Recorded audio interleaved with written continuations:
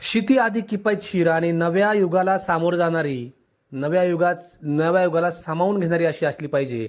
हे जर तुमचं मत असेल तर तुमच्यासाठी ही सगळ्यात चांगली बातमी.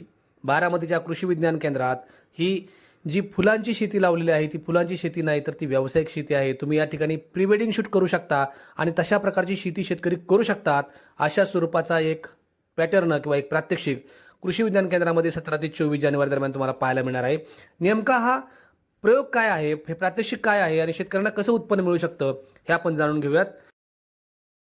माझ्यासोबत प्रिसिजन कंपनीचे विजय शिंदे सर आहेत आणि कृषी विज्ञान केंद्राचे तज्ज्ञ संतोष करंजे सर.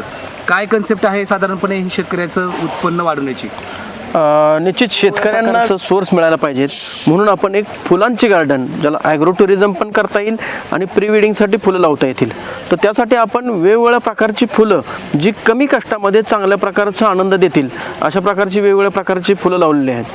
तर याच्यामध्ये माझ्यापेक्षा जास्त अधिकची माहिती श्री विजय शिंदे सर देतील. शेतकऱ्यांना भावेल असं जिनिया ही व्हरायटी आहे. त्याची रोपं लागवड केल्यानंतर 60च दिवसात आपण जसा झेंडू घेतो त्या पद्धतीने लवकरात लवकर फ्लॉवरिंग आपण घेऊ शकतो.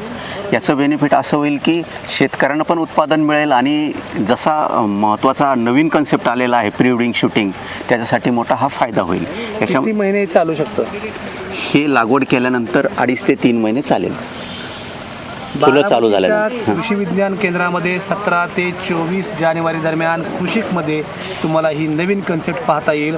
जवळपास 24 प्रकारच्या वेगवेगळ्या जाती या ठिकाणी केलेल्या आहेत आणि त्या तुम्हाला पाहता येतील.